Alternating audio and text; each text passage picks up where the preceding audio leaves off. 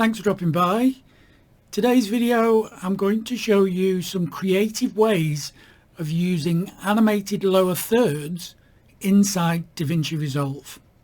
So let's not waste any time. Let's dive straight in. Okay, with this first one, what I'm going to do to start with is I'm going to bring in my title and I'm going to drop it on to video track 3. And that's because I'm going to do some layering here. I want this title to be 15 seconds long, so I'm going to change the clip duration to 15 seconds.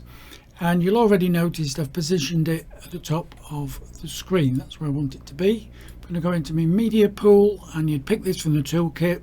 If you want to follow along, then you can follow the link in the description and download the project files. I'm going to go to my lower third and I'm going to grab this one and I'm going to pop it underneath here.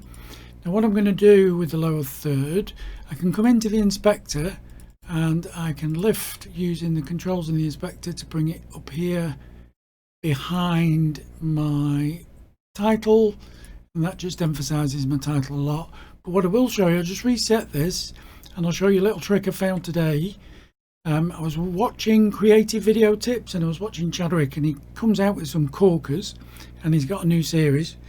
So what I was found is if you put on the transform of the viewer and move it up, what tends to happen is you'll drift left or right. These things happen, don't they?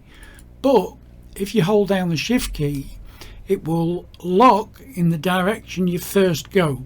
So if I hold my mouse down and go up, it now won't go left or right. If I reset this though and hold my mouse down and go left or right, it now won't go up and down.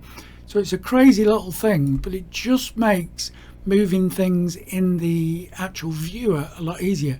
So I can hold a shift, click the mouse, and then just position the lower third where I want it. And now it's Davinci Resolve, we can do better than that. Let's grab a background. I'll grab this background and put it underneath. And now we've got something that really pops out. We could add some logos or some more graphics underneath, and a really simple trick. But there's more. Let's move on to the second one. I've already set the second one up for you. It's on timeline 2, and that is to put the lower third at 90 degrees to one side. It's a great place for anchoring text to, and it looks really good, and it's really easy to do by just putting your lower third down, placing it where you want, getting the look and feel that you want. So that one is really handy. One thing I did do here is on the background I dropped a directional blur, so I can blur out the background to make more emphasis. You can hear the ice cream van. Make more emphasis on the titles. Going into 3, we can use a similar thing for logos. If we've got a logo on the screen, and let's say for example we just have the logo and the name, that looks great, but we can add a lower third to punch out that title and then drop in a background again to give us an effect behind our logo. Moving on to number 4, this one is cool and I'll show you how to do this one. Basically we've got our lower third punched through our text, and this is really easy to do. What I'm going to do is I'm going to set these up next to it, so I'm going to click and drag and just copy them here, and then I'm going to reset them. So here we have, these are the originals. Now because I've done the title in white, the Text Plus has an alpha channel. So what I'm going to do first is I'm going to take the actual lower third and I'm going to use it and cover by zoom in and just go over the top. So I'm going to cover my text with my lower third. And then in the lower third composition, we're going to change this to foreground. Then if we go into the text and come to composition, we change this to alpha. And then we've got an alpha matte here.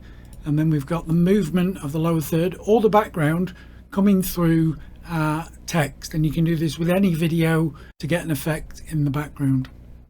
Let's go to number 5. Number 5, I've started with a stock image from Pexels. We're talking about communication here.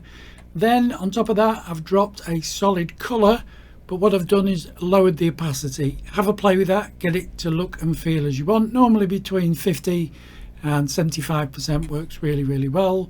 I've then put the lower thirds everywhere. I've put them around the edge to give me a frame for putting in my titles for my presentation, which is our communications seminar. And of course, before we go, don't forget, you can just use it as a lower third. So that's how to use a lower third in different ways inside Davinci Resolve. Like I said, if you want to follow along, link in the description, you can download the project files. Thank you very much for watching, and see you next time.